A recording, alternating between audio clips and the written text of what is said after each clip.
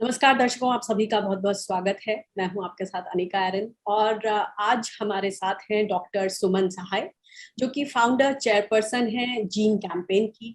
ये जेनेटिक्स में, plant genetics में इनका बहुत अच्छा काम है, इलस्ट्रियस करियर रहा है, ICAR से हैं और इनको पद्मश्री अवार्ड भी मिला हुआ है। तो आज हम इनसे बात करेंगे फोर्टिफिकेशन, जो क्रॉप्स की फोर्टिफिकेशन को लेकर जो हमारी सरकार का विजन है। हाल ही में प्रधानमंत्री मोदी ने 75th इंडिपेंडेंस डे के दौरान इस फोर्टिफिकेशन प्रोग्राम के बारे में बताया, अपना विजन बताया। और जब ये जो प्लांट्स का फोर्टिफिकेशन करके जो न्यूट्रिएंट्स की बात हो रही है हमारे खाने में, वो किस कदर कितना तोल मोल के है ये पूरा प्रोग्राम, क्योंकि एक बड़े स्केल पर इसको लॉन्च करने की तैयारी हो रही है। ऑलरेडी 2019-20 से ये कई जिलों में इधर उधर प्रोजेक्ट पायलट के तौर पर शुरू हो चुका है, मगर अब प्रधानमंत्री का कहना है कि 2024 से जितने भी स्कूलों में मिड डे मील मिलेगा, जो आंगनवाड़ी सेंटर्स हैं, इंटीग्रेटेड चाइल्ड डेवलपमेंट सेंटर हैं, PDS के जरिए जो राशन की दुकानों पे चावल मिलेगा, ये फोर्टिफाइड होगा। ये समझते हैं कि इसका क्या असर होगा। सीधे हमारे साथ सुमन सहाय जी हैं। सुमन जी, बहुत बहुत स्वागत है इस चर्चा में। Thank you for taking out time. सबसे पहले यही समझना चाहूंगी कि हमारी सरकार का विजन है, उनका कहना है कि देश में मेलन्यूट्रिशन बहुत है। अगर एनीमिया की बात की जाए, हेमोग्लोबिन की कमी की बात की जाए, तो हर तीसरी भारतीय महिला जो है, खासतौर से गांव में, और जो हर दूसरा बच्चा है उसकी ग्रोथ स्टंटेड है, कुपोषण है। और इसी वजह से बात की जा रही है कि हम अपने चावल में वो क्या पोषक तत्व ऐड कर दें, फोर्टिफाई कर दें, ताकि ये जो समस्या है ये दूर हो जाए। और जो देश में FSSAI है, जो खाने के मामले में स्टैंडर्ड तय करता है, उनकी भी एक इसको लेकर लंबी चौड़ी रूपरेखा है। वो इसको जस्टिफाई करते हैं कि इससे जुड़े बहुत से मिथ्स हैं। आपकी नजर में हम समझना चाहेंगे कि फोर्टिफिकेशन क्या इलाज है कुपोषण का। फोर्टिफिकेशन अगर आप बहुत ही सीमित इस्तेमाल करें, जहाँ पे जबरदस्त अंडर न्यूट्रिशन और मेल न्यूट्रिशन, जहाँ पे कुपोषण इतनी बुरी तरीके से हुआ है कि बच्चों के मरने जीने का सवाल हो जाता है, तो उस वक्त थोड़ा बहुत मॉनिटरिंग के साथ, ये कुपोषण ऐसी चीज नहीं है कि आप फैला दीजिए बिना बिना उसके ऊपर निगरानी रखे। इस पे निगरानी रखना बहुत जरूरी है, इसलिए ये भारत के स्तर पे नहीं होना चाहिए। तो वहां पे जहाँ पे कुपोषण इतनी बुरी तरह से हो चुका है, जहाँ बच्चों को बिल्कुल एक दवा के तौर पे, खाने पे के तौर पे नहीं, दवा के तौर पे अगर देना पड़े, तो आप थोड़ा बहुत उस वक्त फोर्टिफाइड चावल हो या दूध हो या इस तरह की चीजें दे सकते हैं। लेकिन ये मेरी नजर में बहुत ही गलत होगा अगर इसको व्यापक रूप से मिड डे मील स्कीम और ICDS और आंगनबाड़ियों में अगर फैला दिया जाएगा, जहाँ पे निगरानी संभव नहीं है। तो सबसे पहली बात तो ये है। दूसरी बात ये है कि अभी तक कोई बहुत ऐसा कन्विंसिंग डेटा नहीं है कि इस तरह के केमिकल फोर्टिफिकेशन से कुपोषण पे बहुत ज्यादा असर पड़ता है। ये ऐसा कोई डेटा नहीं है। तो अगर आप साइंटिफिक अप्रोच देखें, अगर आप इसका साइंस देखें, तो वहां से आपको ऐसा एविडेंस नहीं मिलता है कि इतने व्यापक स्तर पे अगर आप केमिकल फोर्टिफिकेशन करेंगे तो उससे आपके कुपोषण की समस्या हल होगी, ऐसा नहीं है। तो इन सब चीजों को रखते हुए, ध्यान में रखते हुए, हमको सोचना पड़ेगा कि ना तो ये बहुत ज्यादा कारगर है, ना तो ये बहुत ज्यादा इफेक्टिव है। अलबत्ते इसमें खतरा हो सकता है, क्योंकि है तो ये केमिकल है। ये बताना ये पूरी समझूंगी इस वक्त कि उन दर्शकों के लिए कि एक्चुअल फोर्टिफिकेशन होता क्या है, इसको आप फोर्टिफिकेशन, जी, फोर्टिफिकेशन ये होता है, आप ये मान के चलते हैं कि कुपोषण है, जो कि वास्तविकता है कुपोषण इस देश में। फोर्टिफिकेशन इसका हल है, उससे हम सहमत नहीं है और कई वैज्ञानिक इससे सहमत नहीं है। तो फोर्टिफिकेशन में प्रयास ये किया जाता है कि आप केमिकल्स, मतलब रासायनिक रूप में कुछ इस तरह के पदार्थ डालें, चावल में मिलाएं या दूध में मिलाएं या तेल में मिलाएं, जो भी आप करने की कोशिश कर रहे हैं, और उन रसायन के माध्यम से आपको पोषण तत्व मिले। ये तो इसकी रही थियरी। और ये असल में प्रैक्टिस में क्या होता है ये कुछ और ही होता है, क्योंकि रसायन रसायन है, केमिकल केमिकल ही होता है। और हमारे खाद्यान्न में वैसे भी केमिकल्स बहुत ज्यादा पड़ रहे हैं, हमारी खाद ही बहुत ज्यादा केमिकल खाद है, हम जैविक खाद नहीं इस्तेमाल करते हैं। हर प्रकार के, अब तो ये एक बला शुरू हो गई है वीडिसाइड की और हर्बिसाइड की, जिससे कि बहुत ज्यादा केमिकल हमारे खाद्यान्न में आ रहा है, और पेस्टिसाइड वगैरह से भी। तो हमको और रसायन अपने खाने में डालने की कतई जरूरत नहीं है। और इसका ये है कि ये कारगर भी तो नहीं है ये, अगर आप साइंस देखें तो इतना ज्यादा इफेक्टिव भी नहीं है। दूसरी तरफ इससे इससे नुकसान पहुंच सकता है, तो इसको अपनाया अगर जाए तो जैसा हमने पहले कहा, बहुत निगरानी के तहत, और उन जगहों पे जहाँ पे कुपोषण की एक बहुत खराब स्थिति हो गई। FSSAI द्वारा एक वेबिनार भी ऑर्गेनाइज हुआ हाल ही में, जिसका फोकस ही ये था कि मिथ्स और मिसकंसेप्शंस को दूर किया जाए। उसमें जो FSSAI के न्यूट्रिशनिस्ट हैं, उनका ये कहना है कि इसमें फोर्टिफाइड राइस अगर 1 किलो का हम लेंगे तो उसमें आयरन 28 मिलीग्राम से 42.5 मिलीग्राम होगी, फॉलिक एसिड 75 से 125 माइक्रोग्राम, और विटामिन B12 0.75 से 1.25 माइक्रोग्राम होगा। और अगर जरूरत पड़ी तो इसमें zinc, vitamin A, vitamin B1, vitamin B2, B3, B6 भी ऐड किया जा सकता है। इसके ऊपर उनकी तरफ से ये कहना था कि ये बिल्कुल डिफरेंट है बायो फोर्टिफिकेशन से, इसलिए लोग उसको उस तरीके से ना लें, इसकी इसमें कुछ खतरा है। और इसमें हम मॉनिटरिंग कर सकते हैं, अगर कुछ चीज ज्यादा है या कम करने की जरूरत है तो उसको हम समय समय पर निगरानी कर कम या ज्यादा भी कर सकते हैं, और रेशियो होगा 1:100। तो बहुत ही कम क्वांटिटी में ये डाला जाएगा। इसको आप कैसे देखते हैं? इसको हम इस तरह से देखते हैं कि ये सारी केमिकल कंपनीज जो हैं, जो कि फोर्टिफिकेशन करती हैं, दुनिया भर में यही करती हैं और यहाँ पे भी यही करेंगी, उनके लिए एक भूमिका तैयार की जा रही है। मिथ वगैरह जो हैं, उनमें ये भी कहा जा सकता है कि ये मिथ है कि इससे असर पड़ेगा कुपोषण पे। कई ऐसी स्टडीज हो चुकी हैं हार्वर्ड स्कूल वगैरह में, जहाँ पे कि मतलब अच्छे खासे वैज्ञानिक हैं, कोई बैल बकरे नहीं है, जिन्होंने ये काम किया है। तो अगर आपका ये कहना है कि निगरानी होगी, तो मतलब क्या आपका ये कहना है कि हर स्कूल में कोई होगा निगरानी करने वाला, या हर आंगनबाड़ी में FSSAI कोई किसी को बिठा लेगा जो कि हर हफ्ते या इस तरह से मॉनिटरिंग करेगा कि कुछ ज्यादा तो नहीं हो गया विटामिन ए, कुछ ज्यादा तो नहीं हो गया जो भी आप डालने की, कौन सा विटामिन या कौन सा माइक्रोन्यूट्रिएंट आप डालने की कोशिश कर रहे हैं, क्या ये संभव है? हम अपने कृषि के लिए एक्सटेंशन सर्विस तो नहीं लगा पा रहे हैं, हम हर आंगनवाड़ी हर स्कूल में एक निगरानी करवाएंगे क्या? मतलब इस तरह की बात करने से कोई फायदा नहीं है। हमको अगर कुपोषण पे वार करना है तो उसके कई तरीके हैं, और इस तरह का सप्लीमेंटेशन जो है, ये अगर आप जैसा कहा एक एक्सट्रीम सिचुएशन में दे तो एक दफे बात भी बनती है, लेकिन आप पूरे भारतवर्ष में ये फैला देंगे तो ये तो मालूम है कि इससे टॉक्सिसिटी भी होती है।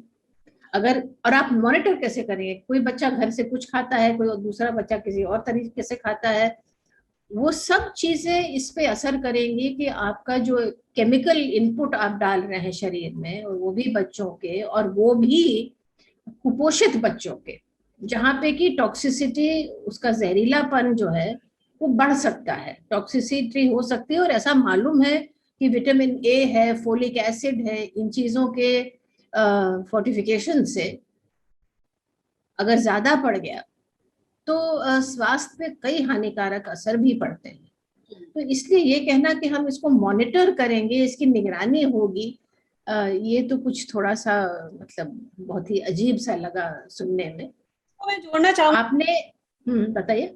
हाल ही में हमारे प्रधानमंत्री ने कल ही कहा, रायपुर में जब वीडियो कॉन्फ्रेंसिंग के जरिए उन्होंने Indian institute for biotic stress management को, यूनिवर्सिटी को, उसका नया वो कैंपस लॉन्च किया, और उन्होंने 30 वैरायटीज भी देश को समर्पित की। उसमें भी कहा कि न्यूट्रिएंट्स होंगे, क्रॉप रेजिलिएंट होगी। उसमें उन्होंने 2 फॉर्मूला दिए कृषि के विकास के। उन्होंने बोला march for future and back to this. ये दोनों ही चीजें अगर हम तालमेल बिठा के करें तो समझ में आता है। मगर आपको लगता है कि अभी तक भी जो दखल हुआ है साइंस का, तकनीक का, उससे जो खेती है वो उस दिशा में जा पाई है जहां हमारे छोटे छोटे सीमांत किसान वो उससे फायदा उठा सके? कैसे आप देखते हैं इस दो फॉर्मूले को एक साथ मिलकर इस तरीके से चलते हुए कि जो हमारा अन्नदाता है उसके जीवन में, उसकी थाली में पोषण पर असर ना पड़े? देखिए, अन्नदाता जो है ना, उसको अच्छी तरह मालूम है कि पोषण कैसे प्राप्त किया जाता है।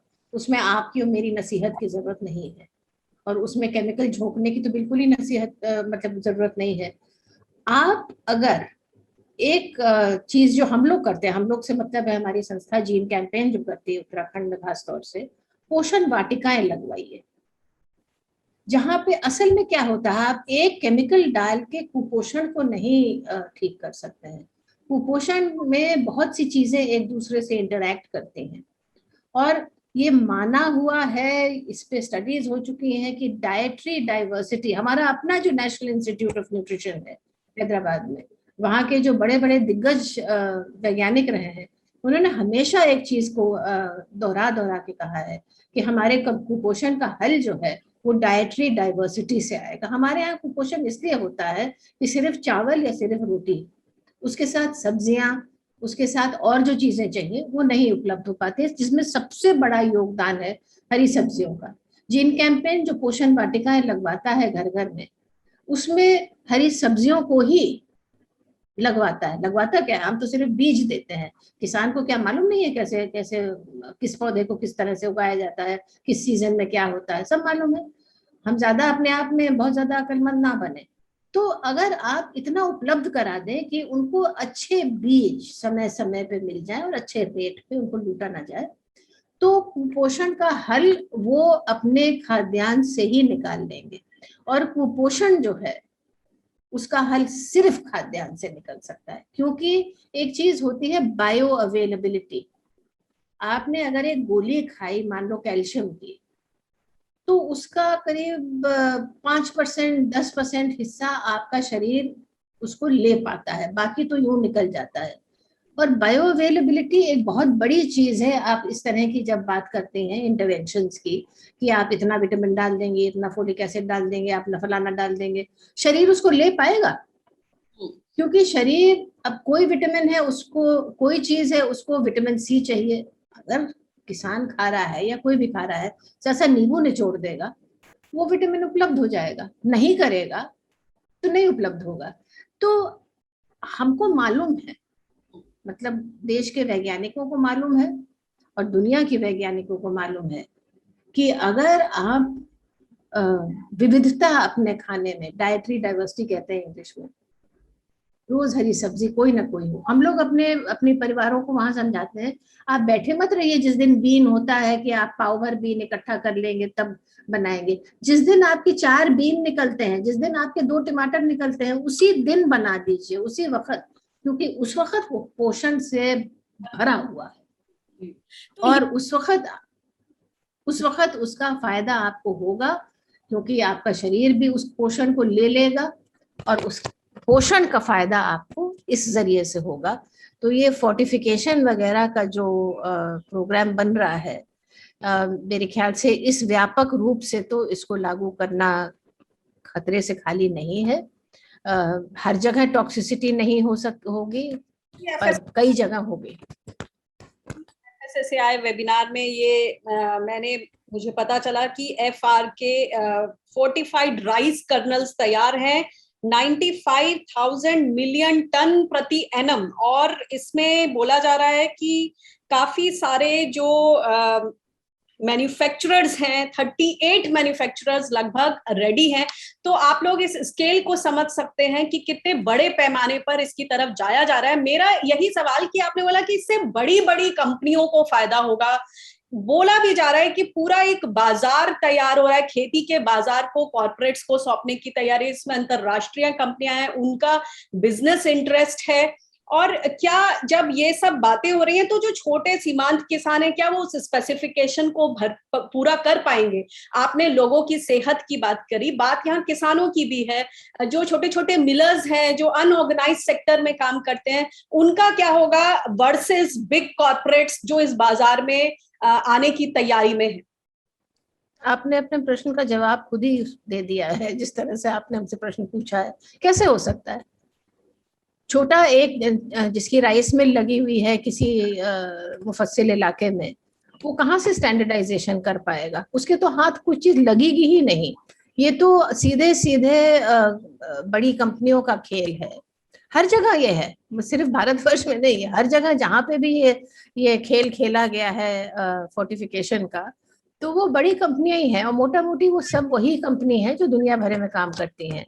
उनका कोई पार्टनर हो जाएगा कहीं किसी देश में, वो और बात है। लेकिन इस चीज को अगर आप पोषण की दृष्टि से देखें तो वो है कि ये बिल्कुल ही बेकार की चीज है।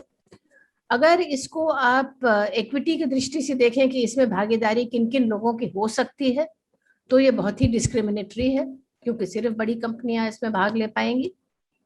छोटे छोटे मिल वाले या जो लोग गेहूं का आटा बनाते हैं या धान से चावल बनाते हैं, इन लोगों का इसमें कोई दखल रख पाना संभव नहीं रहेगा। और अगर रहेगा तो उसमें खतरा है कि ऊपर नीचे जा सकते हैं डोज, क्योंकि ये चीजें याद रखिए कि आप बच्चों को खाने में देंगे, और कुपोषित बच्चों को वैसे भी एक खतरा है। इसलिए खतरा है क्योंकि ये केमिकल इंटरवेंशन जब होगा एक असंतुलित मेटाबॉलिज्म में, तो उसका कुछ गड़बड़ कर देना कहीं ज्यादा संभव है बनस्पत एक हट्टे कट्टे।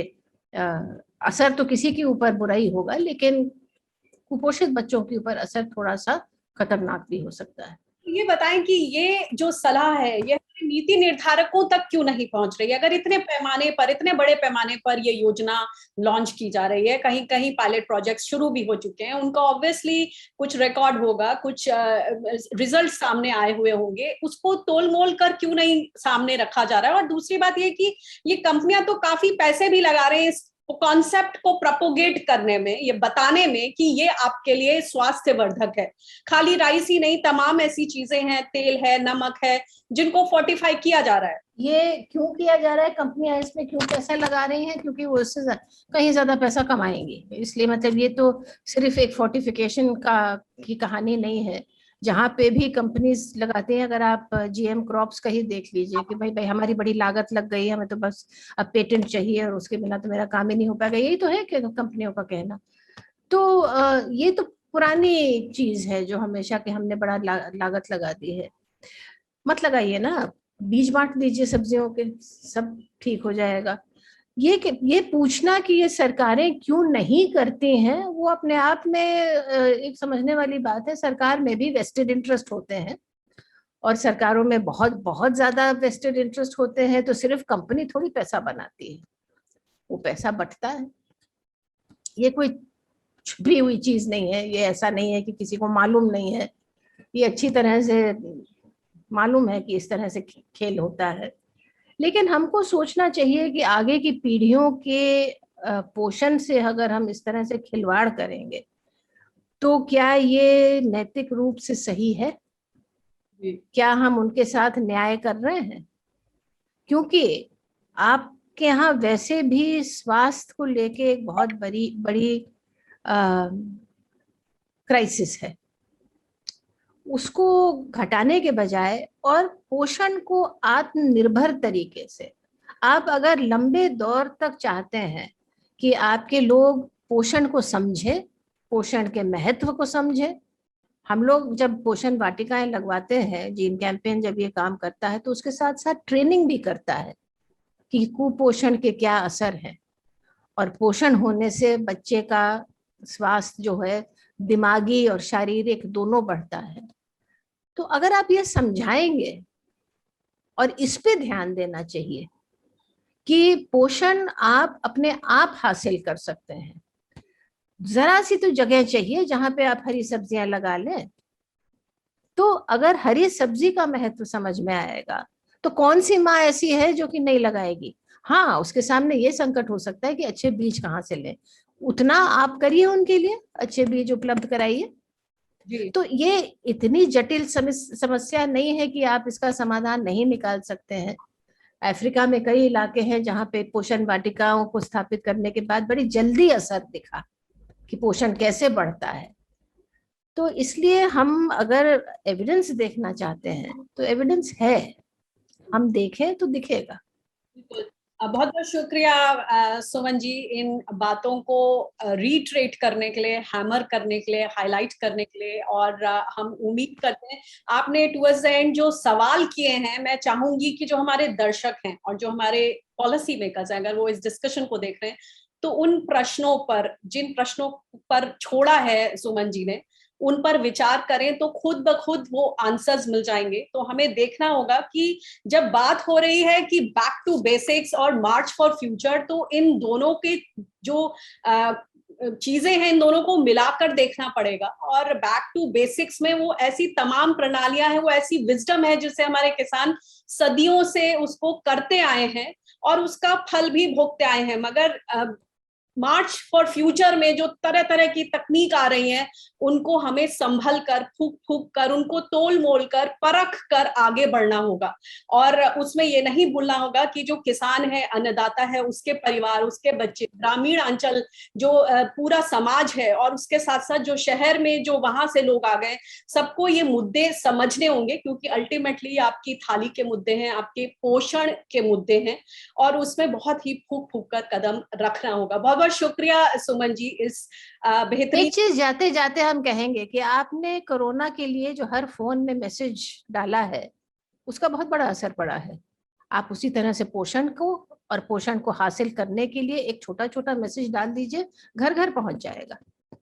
बहुत ही बढ़िया आपने ये सजेशन दिया है। और दर्शकों, अगर आपको इसी तरह के मुद्दों पर इस ऐसी चर्चाएं सुननी है, आप अपने सजेशंस दे सकते हैं। आप हमारे चैनल को फेसबुक, यूट्यूब, ट्विटर पर फॉलो करिए, अपने आइडियाज दीजिए, अपने कमेंट्स कमेंट बॉक्स में लिखिए, ताकि हम इसी तरह की सार्थक चर्चाएं आपके सामने लाते रहें। मुझे दीजिए इजाजत, नमस्कार।